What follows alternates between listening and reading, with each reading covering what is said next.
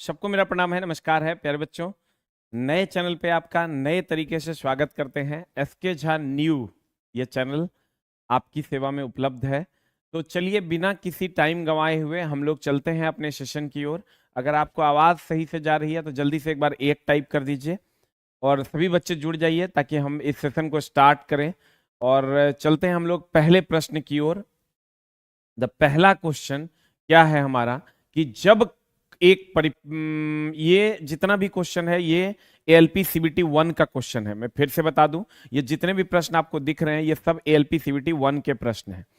पहला प्रश्न है, जब एक परिपथ में कई प्रतिरोध श्रृंखला में जुड़े होते हैं तो करंट का मान क्या होता है। तो मेरे दोस्त सबको पता है कि परिपथों का समूहन दो प्रकार से होता है।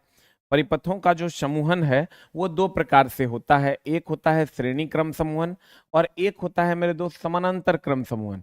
तो श्रेणी क्रम समूहन और समानांतर क्रम समूहन का क्या मामला है। श्रेणी क्रम समूहन ये ऐसा होता है, ये मान लीजिए एक R1 प्रतिरोध है और ये एक R2 प्रतिरोध है। समानांतर क्रम समूहन ऐसा होता है, सबको मेरे दोस्त पता है, यहां से क्वेश्चंस अधिकतर पूछे जाते हैं। ये R1 है, ये R2 है। इसमें जो है श्रेणी क्रम समूहन में वोल्टेज का मान अलग अलग होता है और धारा का मान समान होता है। श्रेणी क्रम समूहन में वोल्टेज का मान अलग अलग और धारा का मान समान होता है। समानांतर क्रम समूहन में वोल्टेज का मान समान होता है और धारा का मान जो होता है वो अलग अलग होता है। धारा का मान जो होता है वो अलग अलग होता है, गौर फरमाइएगा। इसमें समतुल्य प्रतिरोध जो होता है R total is equal to R1 plus R2 होता है और इसमें जो आर टोटल का मान होता है R total is equal to R1 R2 बटा R1 प्लस R2 होता है। इसका जो समतुल्य प्रतिरोध होता है वो न्यूनतम से न्यूनतम होता है और इसका महत्तम से महत्तम होता है। श्रेणी क्रम में अगर हम बात करें, इसका समतुल्य प्रतिरोध न्यूनतम से न्यूनतम इसका समतुल्य प्रतिरोध महत्तम से महत्तम होता है।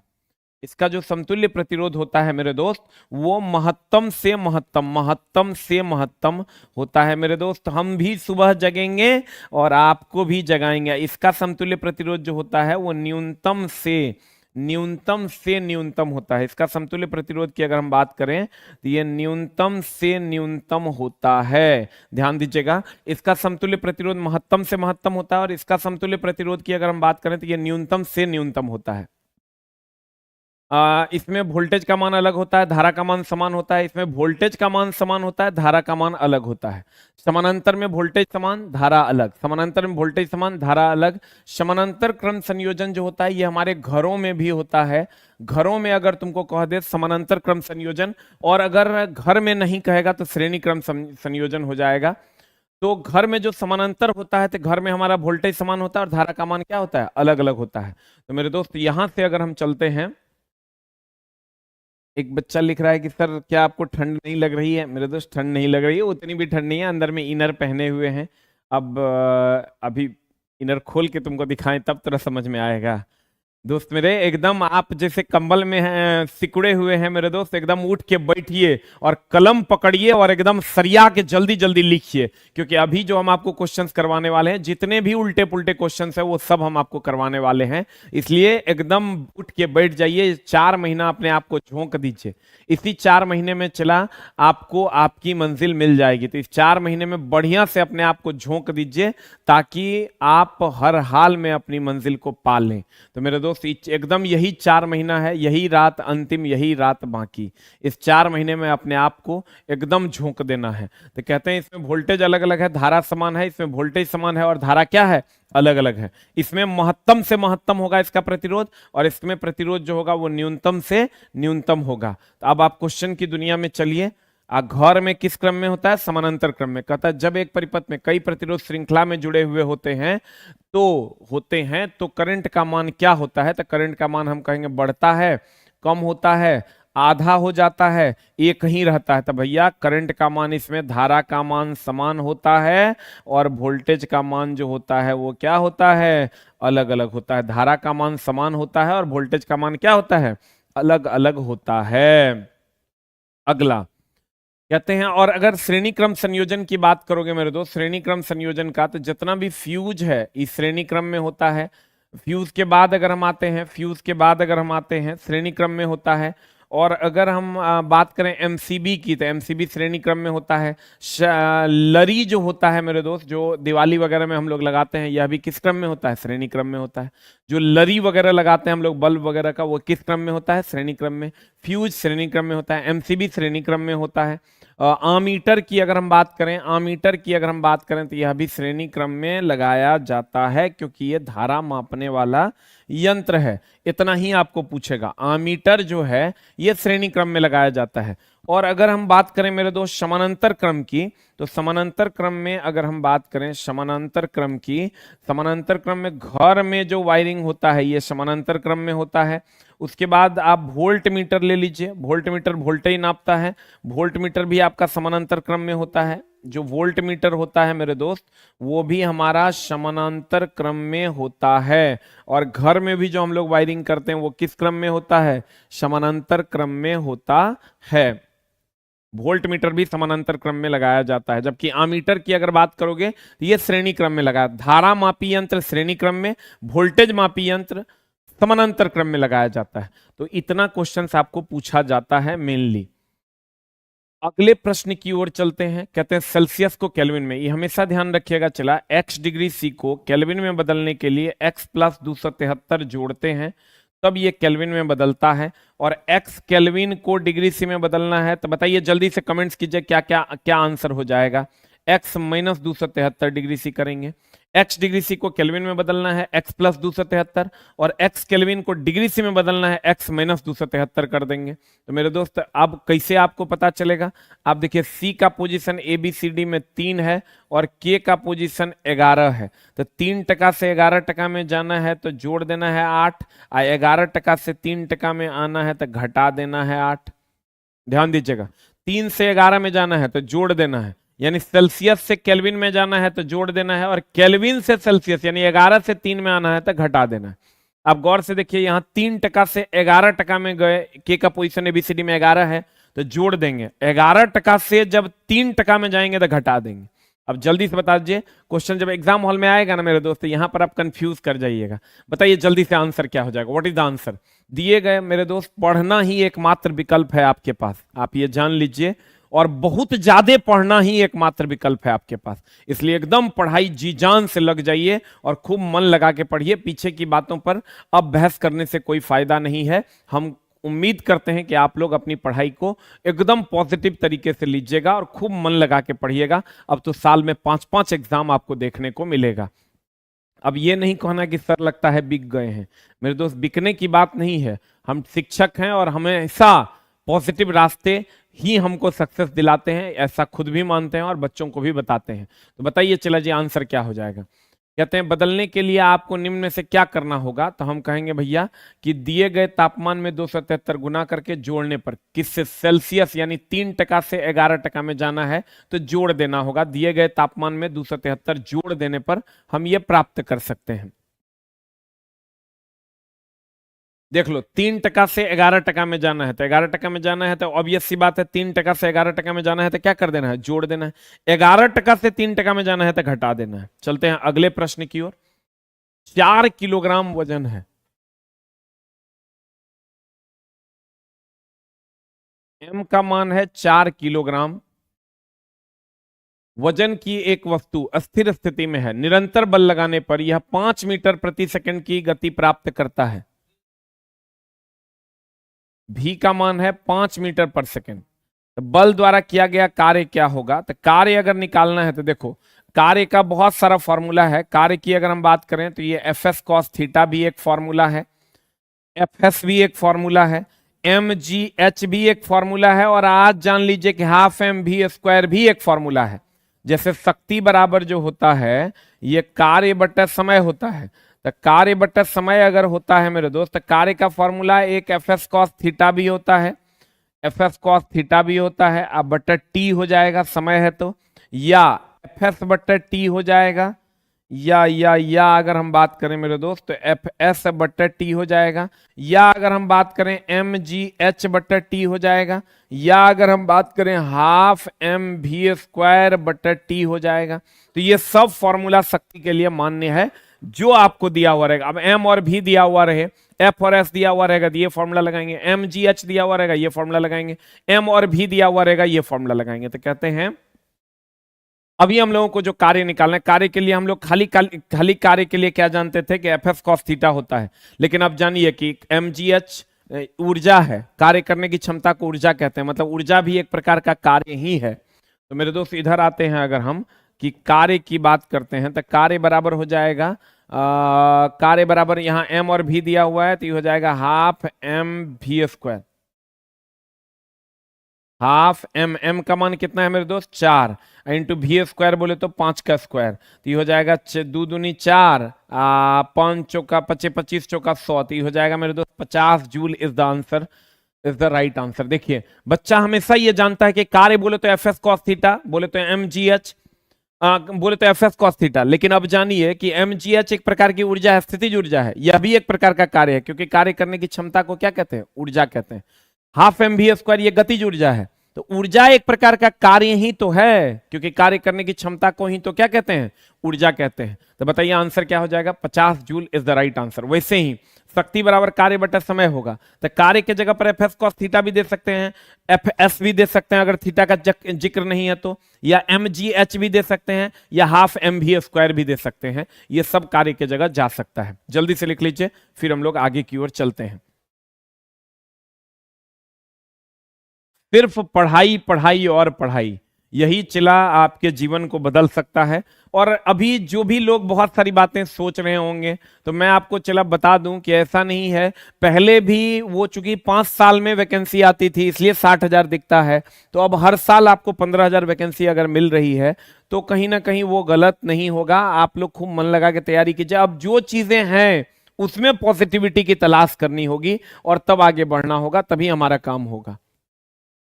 अब आप हमारे बारे में क्या सोचते हैं, चला हम नहीं जानते। आप ये समझ लीजिए कि आप अपने आंखों को बंद कीजिए और ये खुद से पूछिए कि क्या झा सर ने हमारा साथ दिया या नहीं दिया। हमने मेरे दोस्त अपने 11 लाख का चैनल हमारा चला गया, अब वो चैनल हमारे पास नहीं है, तो ये आप सोच भी नहीं सकते हैं ये मेरे लिए कितनी बड़ी बात है। 2000 घंटे जैसे अभी मैं पढ़ा रहा हूं तो ये 10 सेकंड आप देख रहे हैं, 2 मिनट देख रहे हैं, 10 मिनट 20 मिनट देख रहे हैं ना, 2000 घंटे हमने अपने चैनल पे पढ़ा रखे हैं। लेकिन कोई बात नहीं, उन सब चीजों पे नहीं चलते हैं, हम लोग निगेटिव विचारधारा वाले लोग नहीं हैं, हम लोग पॉजिटिव काम करेंगे। एक प्रतिरोध में से विद्युत धारा आई प्रवाहित हो रही है, एक स्रोत प्रतिरोधक में भी का विभवांतर बनाए रखने के लिए टी स्रोत द्वारा आपूर्ति की गई ऊर्जा की मात्रा क्या होगी। ऊर्जा की मात्रा यहां पूछ रहा है, तो ऊर्जा जो है ऊष्मा एक प्रकार की ऊर्जा ही तो है, ऊष्मा एक प्रकार की ऊर्जा ही तो है। और ऊष्मा यानी ऊर्जा का फॉर्मूला आप जानते हैं, H बराबर I square R T, H बराबर होता है वी आई टी, H बराबर होता है V square by R into T, I square R into T, V I T, V square R by T, या पी इंटू टी, ये formula होता है ऊष्मा का। अब इसमें से जो फॉर्मूला आपको कह रहा है कि ऊष्मा ऊर्जा की मात्रा कितनी होगी, देखिए आई स्क्वायर आर टी है क्या ऑप्शन में, नहीं है। वी आई टी है क्या ऑप्शन में, हाँ यहां दिख रहा है वी आई टी। तो जल्दी से कमेंट कर दीजिए क्या हो जाएगा answer, what is the answer, what is the answer. सीधी बात, नो बकवास, सिर्फ पढ़ाई। V I T is the right answer, या I square R T is the right answer, V square by R into T is the right answer, या P into T is the right answer. अगला कहते हैं जब वस्तु को ध्रुव और focus के बीच रखा जाता है, देखिए एकदम सिंपल है, ध्रुव और फोकस के बीच रखा जाता है, तब अवतल दर्पण में मेरे दोस्त जल्दी से बता दो क्या हो जाएगा आंसर। ये पोल है, ये फोकस है, ये फोकस है आपका, ये सेंटर है, और ये कहीं ना कहीं इनफाइनाइट है। तो आप गौर से देखिए, अगर हम वस्तु को कहां रखते हैं मेरे दोस्त, अगर वस्तु को अनंत पर रखते हैं तो ये फोकस पर बनेगा, अनंत और सी के बीच रखते हैं तो ये एफ और सी के बीच बनेगा, सी पर रखते हैं तो ये सी पर बनेगा, सी और एफ के बीच रखते हैं तो ये सी और अनंत के बीच बनेगा, एफ पर रखते हैं तो ये अनंत पर बनेगा, और एफ और पी के बीच रखते हैं तो ये दर्पण के पीछे बनेगा। तो सबको पता है ये पोजीशन, एकदम आप प्रैक्टिस कर लीजिए, 1 number 2 number 3 number, 4 number, 5 number, 6 number, यहां से आएंगे तो ये 1 number, 2 number, 3 number, 4 number, 5 number, और ये पीछे जाएगा तो 6 नंबर। यहां से यहां तक छोटा प्रतिबिंब बनेगा। ये जो होगा मेरे दोस्त, ये जो होगा ये बराबर प्रतिबिंब बनेगा, ये बराबर बनेगा, और यहां जो होगा इधर वाला ये बड़ा प्रतिबिंब बनेगा, और ये सब का सब वास्तविक और उल्टा बनेगा। इधर वाला जो होगा वो काल्पनिक, काल्पनिक, काल्पनिक, सीधा और बड़ा प्रतिबिंब बनेगा, काल्पनिक, सीधा और बड़ा प्रतिबिंब बनेगा। देख लीजिए एकदम बढ़िया से। तो क्वेश्चन कह रहा है पी और एफ के बीच यानी 6 नंबर, तो 6 नंबर पोजीशन कहां है? दर्पण के पीछे प्रतिबिंब बन रहा है, तो दर्पण के पीछे प्रतिबिंब बनेगा। तो बताइए आंसर क्या हो जाएगा? What is the answer? C for cat is the right answer.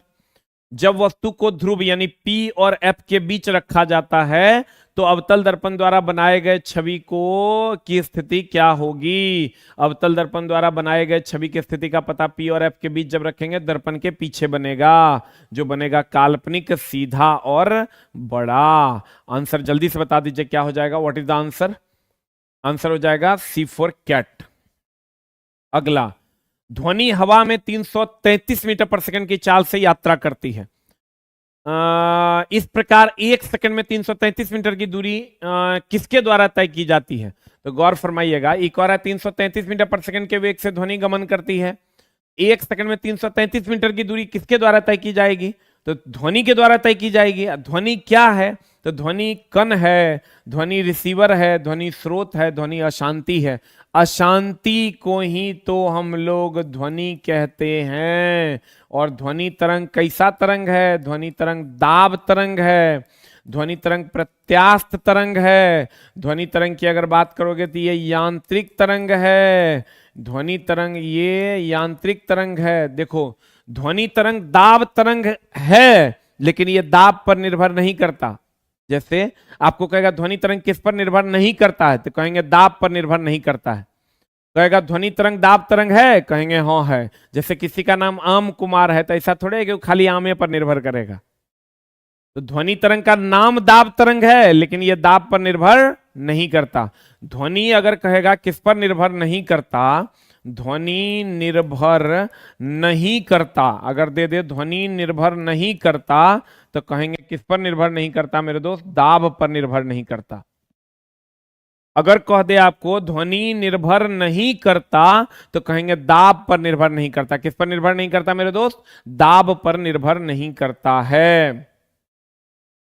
अगला कहता है 25 किलो ओम प्रतिरोध वाले एक तार। बहुत बढ़िया बात, आर का मान दे दिया है 25 किलो ओम प्रतिरोध वाले एक तार पर 12.5 वोल्ट का विभवांतर है, वोल्टेज है 12.5 वोल्ट।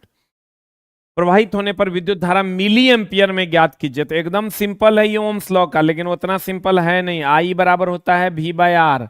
V का मान हो जाएगा मेरे दोस्त 12.5 और R का मान हो जाएगा 25 किलो ओम। 25 किलो ओम बोले तो 25 गुना 1000। अब इसको मिली एम्पियर में व्यक्त करना है, तो 12.5 दूनी हो जाएगा 25 यानी 1/2।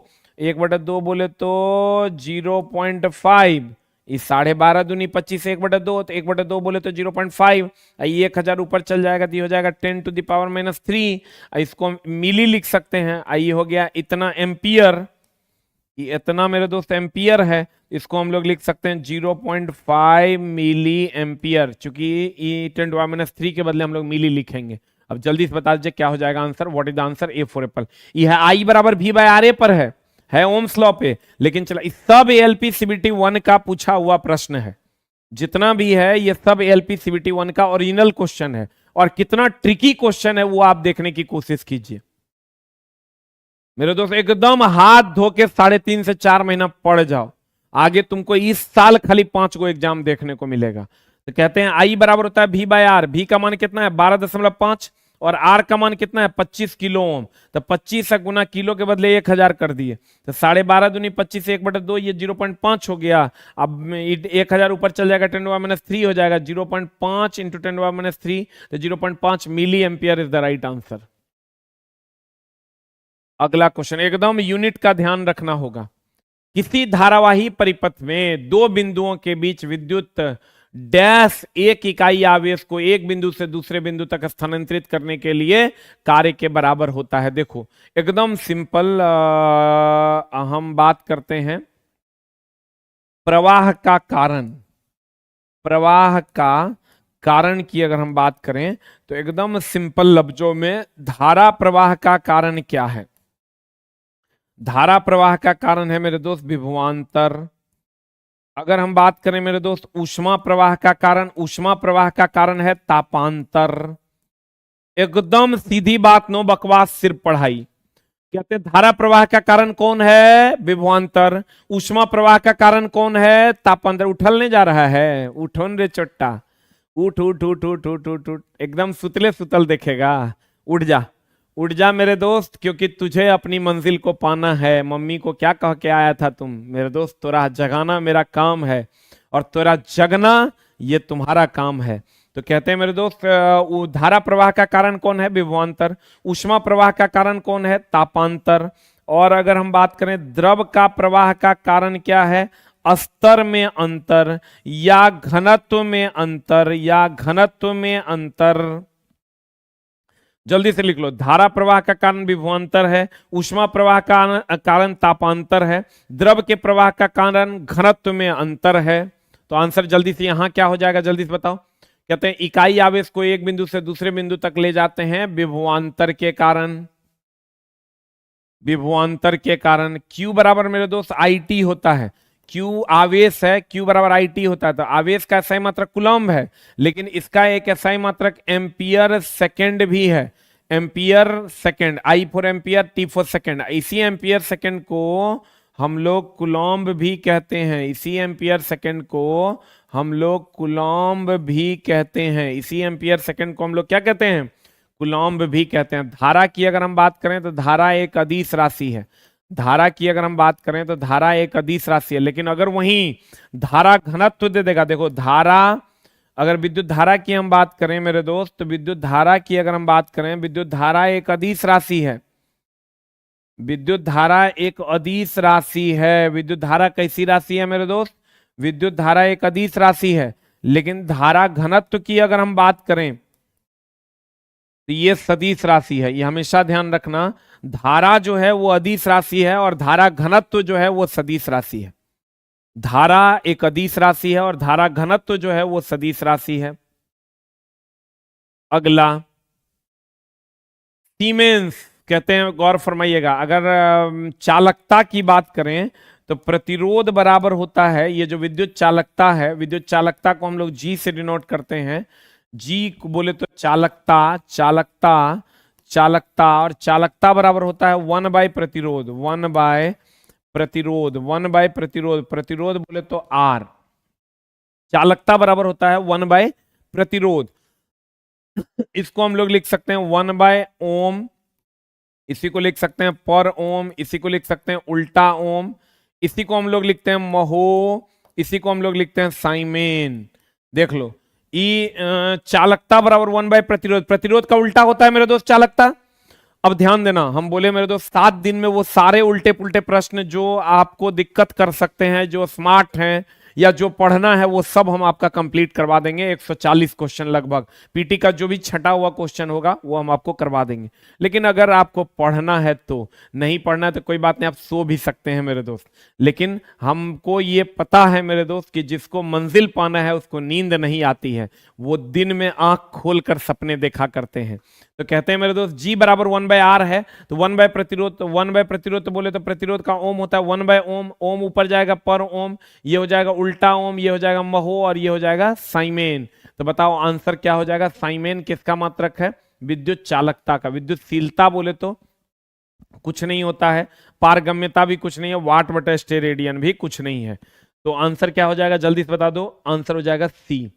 किसी वस्तु पर दबाव बढ़ाने पर, देखिए बड़ा सुंदर प्रश्न है, दबाव बढ़ाने पर वस्तु का आयतन और घनत्व, ये बॉयल्स का नियम है। ये अगर पूरी की पूरी बात हम करें, ये बॉयल्स का नियम है। बॉयल्स का लॉ को अगर आप पूरा डिटेल में पढ़े होंगे तो बॉयल्स का लॉ देखिए क्या है। बॉयल्स लॉ क्या है? P is inversely proportional to V when temperature is constant. एक तो ये लॉ है। दूसरा लॉ क्या है, V बराबर P, भी द्रव्यमान घनत्व बराबर द्रव्यमान बटा आयतन अगर करोगे, आयतन बराबर द्रव्यमान बटा घनत्व करोगे तो P समानुपाती हो जाएगा रो के, रो घनत्व है। कब? जब T कांस्टेंट होगा। तो अभी तक जो आप खाली ये पढ़े थे P is inversely proportional to V, अब ये भी पढ़िए P is directly proportional to rho. हमने अपने किताब में दोनों को लिखा हुआ है। तो आप कहिएगा ये आयतन बढ़ेगा तो और चला, जो भी लोग ये नहीं भरे हैं, फॉर्म नहीं भरे हैं, आप आज दिन में कभी ना कभी मेरा वीडियो एक आ जाएगा कि आपको फॉर्म कैसे कैसे भरना चाहिए और क्या सोच के भरना चाहिए। तो वो उसका वीडियो हम आज दिन में कभी ना कभी रिलीज कर ही देंगे। तो कहते हैं P बराबर 1/V होता है।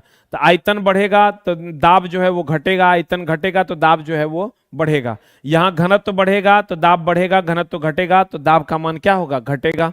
अब बढ़िया से देखिए, कह रहा है दबाव बढ़ रहा है, तो दबाव बढ़ेगा तो आयतन घटेगा, और दबाव बढ़ेगा तो घनत्व का मान बढ़ेगा। अब इसको बढ़िया से लगाइएगा, तो दाब बढ़ेगा तो आयतन का मान क्या होगा? दाब और आयतन में उल्टा संबंध है, तो आयतन का मान घटेगा।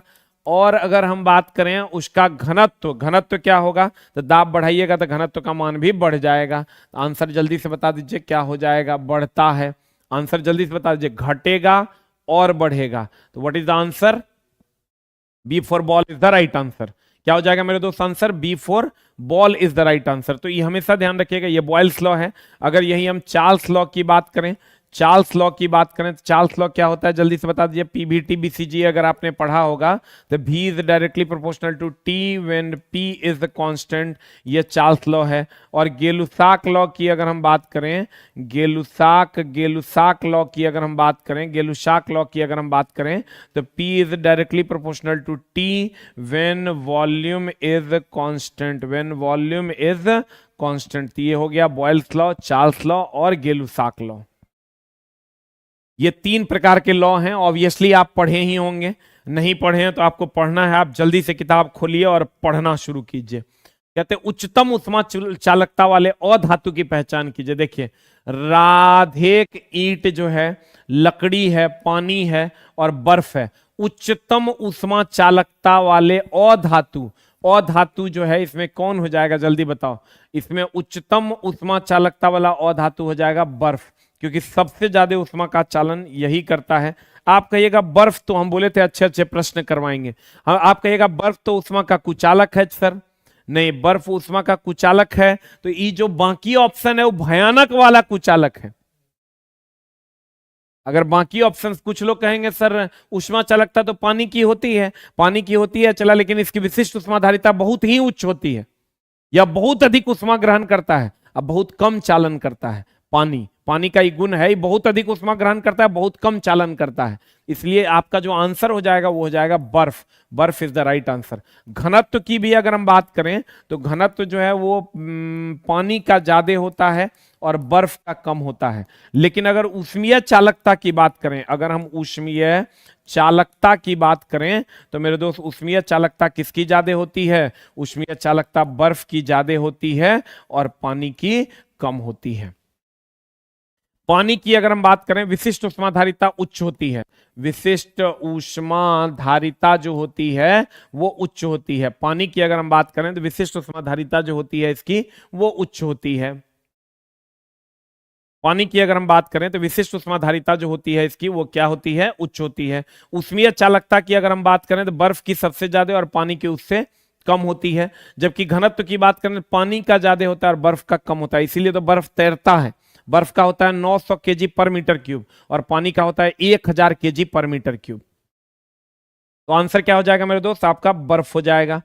कहता है इसमें अणु में कितने परमाणु है? कुछ नहीं करना है, गिन लेना है। आपको दिया हुआ है NH4 हॉल 2SO4 में परमाणुओं की संख्या, तो इसको गिन लीजिए। जैसे किसी के में भी अगर आपको कह देगा कि इसकी परमाणुओं की संख्या, एटॉमिसिटी इसको बोलते हैं, परमाणुओं की संख्या कितनी, तो गिन लेना है इसको। 4 1 5, देखो कैसे गिनते हैं, 4 1 5 दूनी 10। जल्दी से आप कमेंट कर दो क्या हो जाएगा आंसर। 4 1 5 दूनी 10 1 11 4 15, तो ये हो जाएगा मेरे दोस्त 15। फिर से देख लो, 4 1 5 दूनी 10 1 11 4 15। उसी तरीके से अगर हमको गिनना है Al2SO4 में, Al2SO4 हॉल 3 में, तो कैसे गिनेंगे बताओ कितना होगा? जल्दी से तुम लोग कमेंट्स करो। ये हो जाएगा 4 1 5 तिया 15 2 17। ये हो जाएगा मेरे दोस्त 4 1 5 दो तिया 15 2 17। 4 1 5 तिया 15 2 17 इज द आंसर। कभी भी किसी का भी अगर गिनना है, जैसे अगर आपको दे देगा, बताओ जल्दी से, MgSO4 इंटू 7H2O, तो इसको कैसे गिनिएगा? देखिए हम बता देते हैं कैसे गिनना है। 2 1 3 2 1 3 और 7 21।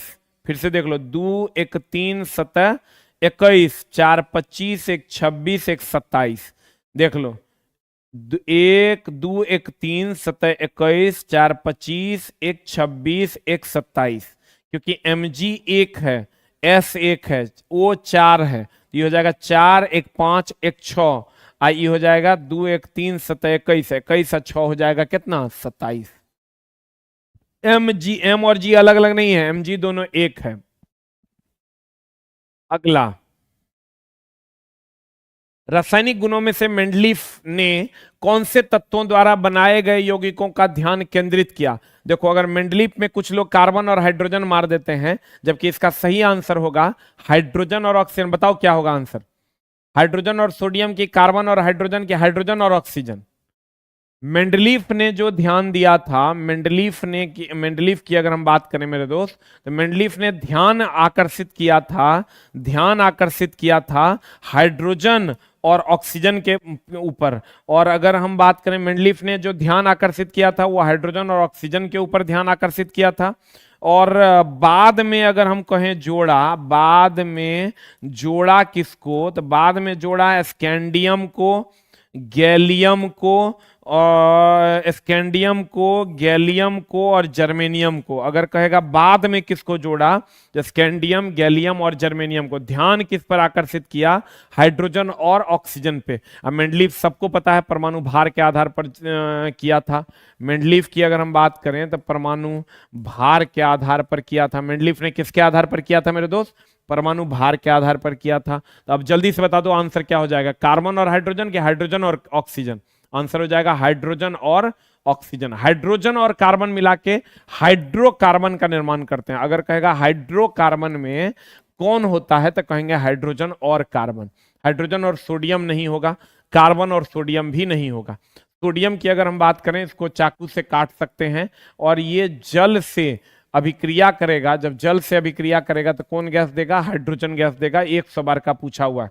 सबसे ALP CBT 1 में पिछले बार पूछा था, सबसे लंबी श्रृंखला कौन बनाता है? सबसे लंबी श्रृंखला जो बनाता है वो है मेरे दोस्त कार्बन। किधर गया? सबसे लंबी श्रृंखला जो बनाता है, सबसे लंबी श्रृंखला जो बनाता है वो कौन बनाता है मेरे दोस्त? कार्बन। और इसका इलेक्ट्रॉनिक विन्यास भी कभी कभी पूछता है। इलेक्ट्रॉनिक विन्यास 1s2 2s2 2p2, यानी 2 2 4 2 6। यानी अगर इसका इलेक्ट्रॉनिक विन्यास पूछेगा तो 2 2 4 और 2 6 हो जाएगा। बाह्यतम कक्षा में कहेगा कितने इलेक्ट्रॉन हैं, तो कहेंगे बाह्यतम कक्षा दूसरी कक्षा है, इसमें कितने इलेक्ट्रॉन है मेरे दोस्त? 4। बाह्यतम कक्षा में जो इलेक्ट्रॉन की संख्या है वो कितनी है? तो 2 और 2 4। अगला क्वेश्चन, एकदम चला सीधी बात, नो बकवास, सिर्फ पढ़ाई में आपका स्वागत है। 13 था ना?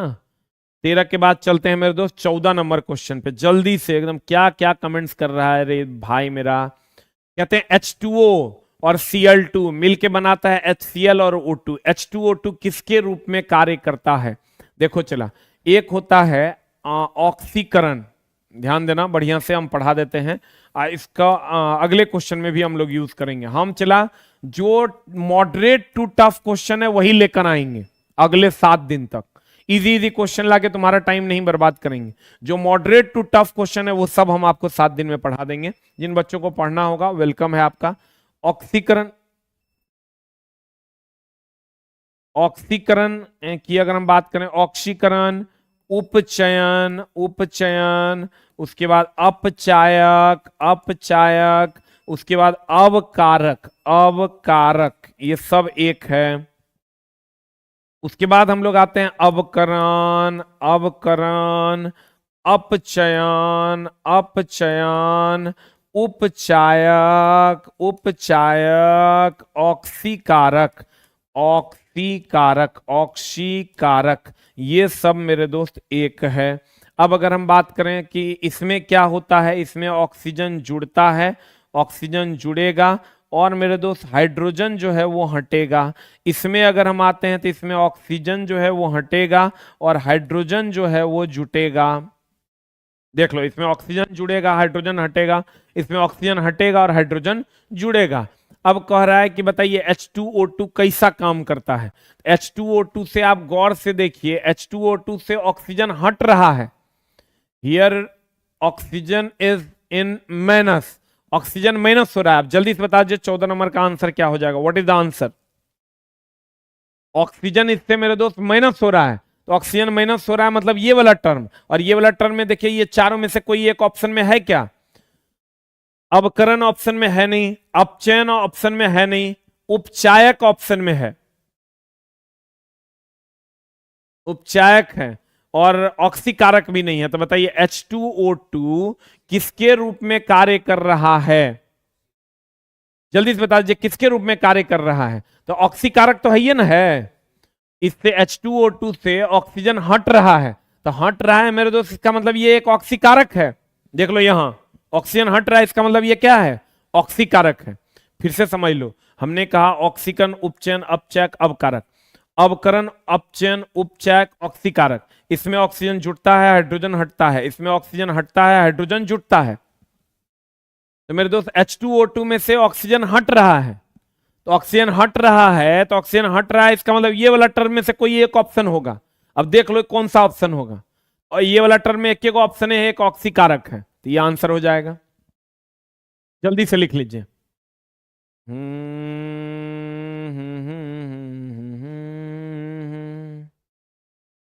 मेरे दोस्त 40 से 45 मिनट अगर आप हमको समय दे देते हैं तो हम आपका काम बहुत आसानी से कर देंगे।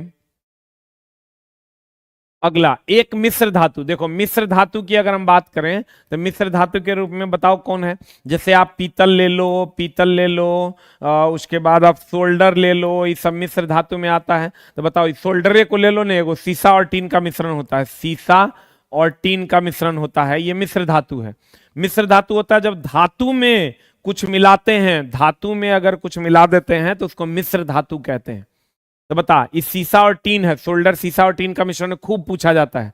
तो सीसा और टीन का मिश्रण, सीसा भी ठोस है, ये भी ठोस है, इसका मतलब ये एक ठोस विलयन है। आंसर बता दीजिए जल्दी से। पायस की अगर हम बात करें तो कोलाइड जो है ये दो प्रकार का होता है, एक होता है पायस और एक होता है जेल। यानी कोलाइड का ही एक प्रकार है तुम्हारा पायस, कोलाइड का ही एक प्रकार क्या है? पायस। कोलाइड का एग्जाम्पल है दूध, कोलाइड का एग्जाम्पल है रक्त, कोलाइड का एग्जाम्पल है गोंद, कोलाइड का एग्जाम्पल है शैम्पू, ये सब कोलाइड का ही एग्जाम्पल है। पनीर, ये सब किसका एग्जाम्पल है मेरे दोस्त? कोलाइड का एग्जाम्पल है। ये सब किसका एग्जाम्पल है? कोलाइड का एग्जाम्पल है। और ये सोल्डर ले लो, कोई भी मिश्र धातु ले लो, सोल्डर ले लो, कांसा ले लो, पीतल ले लो, गन मेटल ले लो, कोई भी मिश्र धातु ले लो, ये ठोस में ठोस का क्या होता है? मिश्रण होता है। What is the answer? Colloid विलयन दो प्रकार के होते हैं, एक पायस होता है और एक क्या होता है? जेल होता है। और कोलाइड का एग्जांपल हो गया दूध, रक्त, गोंद, शैम्पू, पेंट वगैरह वगैरह। आंसर जल्दी से बता दो क्या हो जाएगा? ठोस में ठोस का विलयन हो जाएगा।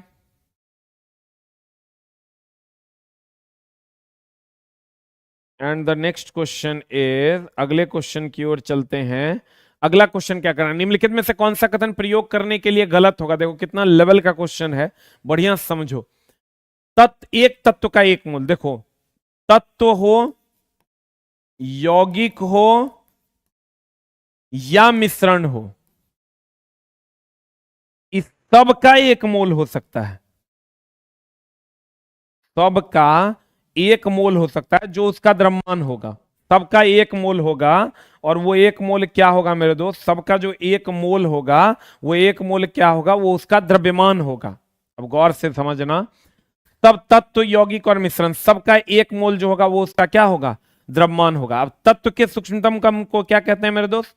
तत्व के सूक्ष्मतम कण को सबको पता होना चाहिए, तत्व के सूक्ष्मतम कण को क्या कहते हैं? तत्व के सूक्ष्मतम कण को परमाणु कहते हैं, गौर फरमाइएगा।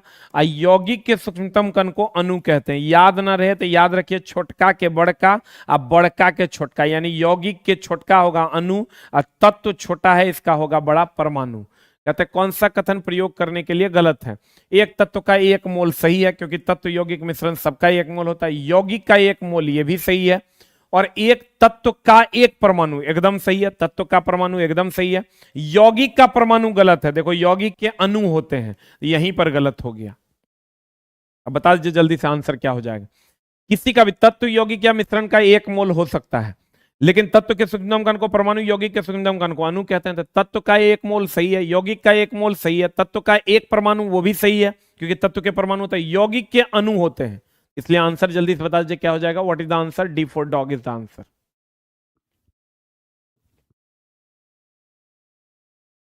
अगला, निम्नलिखित में से कौन सा डोबेरिनर के त्रिक का तीसरा सदस्य है, जिसमें लिथियम है, सोडियम है और मेरे दोस्त पोटेशियम है? तीन गो है डोबेरिनर का, लिथियम, सोडियम और पोटेशियम। डोबेरिनर ने क्या कहा था मेरे दोस्त? उसने कहा था दूसरे तत्व का जो द्रव्यमान होगा वो पहला और तीसरा का योग होगा, पहले और तीसरे के योग का औसत होगा। जैसे इसका द्रव्यमान अगर 3 7 है, इसका 11 23 है और इसका मेरे दोस्त 19 39 है, तो इसका जो द्रव्यमान होगा देखो ये 39, तीसरा, पहला और तीसरा क्या हो जाएगा? डोबेरिनर ने त्रिक नियम दिया था, पहला का हो जाएगा 7, तीसरा का हो जाएगा 39 और 30/2, 39 + 7 बोले तो हो जाएगा 46, 46/2 हो गया कितना? 23। तो देख लो दूसरा का आ जाएगा। दूसरे का द्रव्यमान जो होता है वो पहले और तीसरे का औसत होता है। दूसरे का जो द्रव्यमान होता है वो पहले और तीसरे का क्या होता है? औसत होता है। आंसर जल्दी से बता दीजिए क्या हो जाएगा। लिथियम, सोडियम और पोटेशियम, तो potassium is the right answer. Barium का उपयोग मेरे दोस्त बारूद में किया करते हैं। बेरियम का उपयोग कहां करते हैं? बारूद में। बोरोन तो बोरोन है, बोरोन हाइड्रोजन जो है सबसे अधिक ज्वलनशील गैस है और सबसे अधिक ऊष्मीयमान इसी का होता है। सबसे अधिक ऊष्मीयमान जो है, सबसे अधिक ऊष्मीयमान जो है वो इसी का होता है। सबसे अधिक ऊष्मीयमान इसी का होता है। सबसे अधिक ऊष्मीयमान किसका होता है? हाइड्रोजन का। 150 किलो जूल पर ग्राम, इसका 150 किलो जूल पर ग्राम होता है। सबसे अधिक ऊष्मीयमान किसका होता है मेरे दोस्त? हाइड्रोजन का, 150 किलो जूल पर ग्राम। पोटेशियम ये हथेली पर पिघल जाता है, क्वेश्चन आता है, पूछा हुआ क्वेश्चन है। हथेली पर पिघल जाता है कौन? पोटेशियम। गैलियम भी हथेली पर पिघल जाता है। What is the right answer? The right answer is potassium. जल्दी से लिख लो। क्वेश्चन नंबर हम लोग चलते हैं 18 पे। कहते हैं SnCl2, HgCl2, SnCl2 और SnCl4। इस क्वेश्चन को चला आप तब बना सकते हैं जब आप ऑक्सीकरण अवकरण अच्छे से पढ़े हैं। हम अभी बना देते हैं, लेकिन इसको आप इग्नोर कीजिएगा अगर नहीं पढ़े हैं तो। ये होता है -1, -1 गुना 2, -2 इस साइड आएगा +2। ये हो जाएगा आपका -1 गुना 2 -2, इस साइड आएगा तो ये हो जाएगा +2। यहाँ आइएगा -1 गुना 2 -2, 2x हो जाएगा, उस साइड चल जाएगा +2 हो जाएगा, तो ये हो जाएगा -1, ये हो जाएगा +1। इधर आइएगा, ये -4 हो जाएगा, -1 हो जाएगा, -1 गुना 4 -4, ये हो जाएगा +4। तो इस टाइप के भी क्वेश्चंस आपको देखने को मिलेंगे। अब कर रहा है HgCl2 ऑक्सीकृत हो जाता है, तो ऑक्सीकृत होने के लिए और अवकृत होने के लिए आपको पता होना चाहिए ऑक्सीकरण, उपचयन, अपचायक, इस सब के लिए ऑक्सीडेशन नंबर बढ़ना चाहिए। ऑक्सीडेशन नंबर बढ़ता है, और अगर आपने नहीं पढ़ा है तो मेरे दोस्त जरूर पढ़िए। अवकरण, अपचयन और उपचायक, इस सब में मेरे दोस्त ऑक्सीडेशन नंबर जो होता है ये क्या होता है?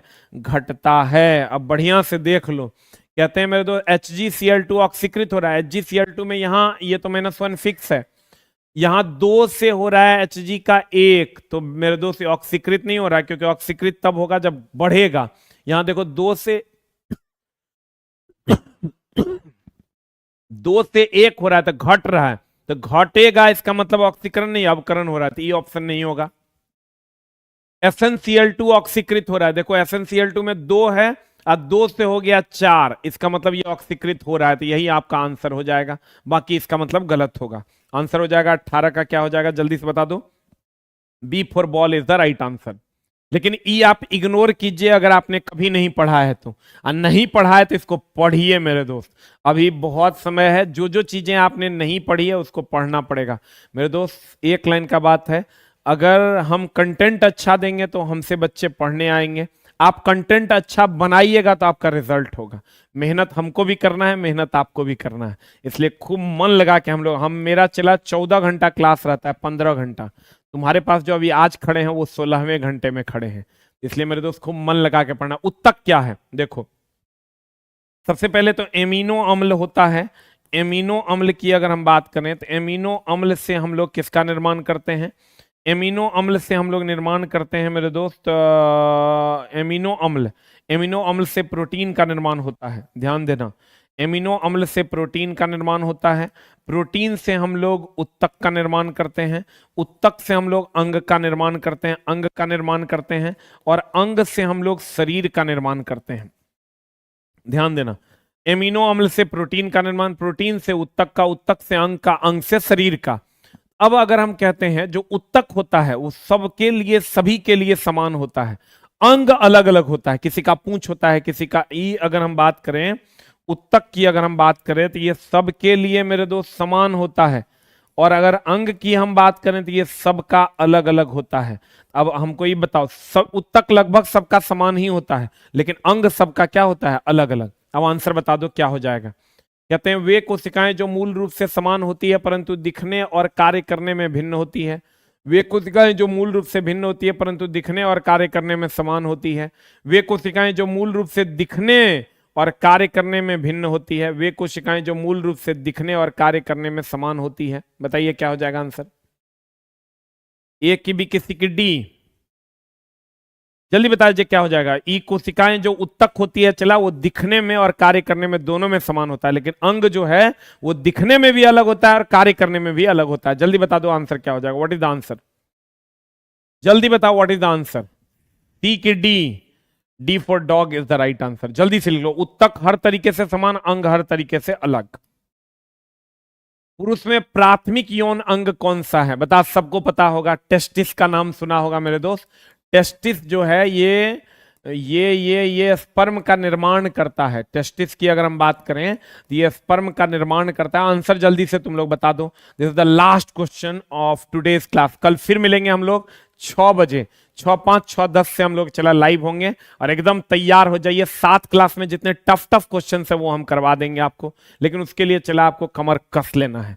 तो जल्दी से बता दीजिए क्या हो जाएगा। टेस्टिस स्पर्म का निर्माण होता है, वीर्य पुट्टिका तो संग्रह करेगा।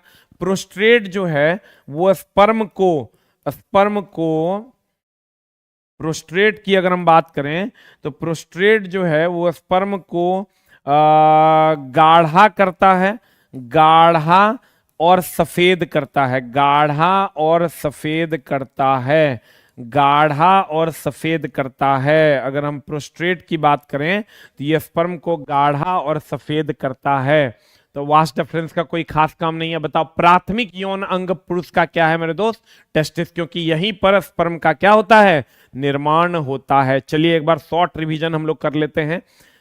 19 नंबर क्वेश्चन क्या था, उत्तक। उत्तक की अगर हम बात करें तो इसका सब कुछ समान होता है, अंग का सब कुछ क्या होता है, अलग होता है। ये हम बता दिया आपको कि इसमें SnCl2 2 से हो रहा है, Sn का 4, इसका मतलब ये ऑक्सीकृत हो रहा है। कौन सा डोबेरिनर के त्रिक में, तो लिथियम, सोडियम और पोटेशियम, ये डोबेरिनर का ट्राइड है, और ये कहता है कि दूसरे का द्रव्यमान बराबर होता है पहले और तीसरे का औसत। कौन सा कथन प्रयोग किए के लिए गलत है, तो यौगिक का परमाणु नहीं होता है, यौगिक का अणु होता है। फिर कहते हैं मिश्र धातु क्या है, ठोस में ठोस का मिश्रण है। H2O2 तो हम ऑक्सीकरण अवकरण आपको समझा दिए हैं। उसके बाद रासायनिक गुणों में मेंडलीफ हाइड्रोजन और कार्बन की बात नहीं किया था, हाइड्रोजन और ऑक्सीजन की बात किया था, और स्कैंडियम, गैलियम और जर्मेनियम को बाद में जोड़ा था। फिर इसमें तो खाली गिन लेना है मेरे दोस्त, जितना होगा उसको गिन लीजिए। उच्चतम उष्मा चालकता किसमें होती है, बर्फ में होती है। किसी वस्तु पर दबाव, दबाव बढ़ेगा तो आयतन घटेगा और दबाव बढ़ेगा तो घनत्व का मान भी बढ़ेगा। सीमेंस की अगर हम बात करें तो चालकता का सीधा संबंध सीमेंस या महो से है। और धारावाही परिपथ में अगर हम बात करें मेरे दोस्त, धारा का बहाव विभवांतर के कारण, ऊष्मा का प्रभाव तापांतर के कारण, द्रव का प्रभाव घनत्व में अंतर के कारण होता है।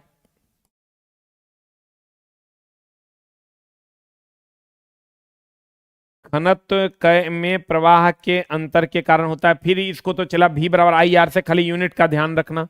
और ध्वनि क्या है, एक प्रकार की अशांति है। ई तो चला P और F के बीच में रहेगा तो दर्पण के पीछे बनेगा। और फिर अगर हम बात करें H बराबर I square R T, V I T, V square by R into T, P into T हो जाएगा। फिर यहां से अगर हम बात करें तो ये हाफ एम वी स्क्वायर निकाल देंगे, क्योंकि कार्य का एफ एस कॉस थीटा भी होता है, F S M G H half M V square. पहले सेकंड से आपको जोड़ना होगा। चला, अगर आपको सवाल पढ़ना है, रियल में पढ़ाई करनी है, नहीं करनी है तब तो कोई बात नहीं है। 3% से 11% में जाएंगे, जोड़ेंगे, 11% से 3% में जाएंगे, घटाएंगे। ये उन्हीं को समझ में आएगा मेरे दोस्त जो क्लास रेगुलर अभी किए हैं शुरू से। श्रेणी क्रम में धारा समान, वोल्टेज अलग अलग, समानांतर में वोल्टेज समान, धारा का मान अलग अलग। अगला 1 नंबर, यहीं तक चला आज का सवाल था। और समानांतर में घौर में वोल्ट मीटर, समानांतर में फ्यूज, एमसीबी और लरी और आमीटर, ये सब श्रेणी क्रम में होता है। तो मेरे दोस्त कल फिर मिलते हैं हम लोग 6:05 से 6:10 के बीच में लाइव हो जाएंगे और फिर से 20 अच्छे अच्छे प्रश्नों को हम लोग करने वाले हैं। मिलते हैं इसी चैनल पे, एसके झा न्यू नाम से जो चैनल है, इसी पर हम लोग फिर अगली कक्षा करेंगे।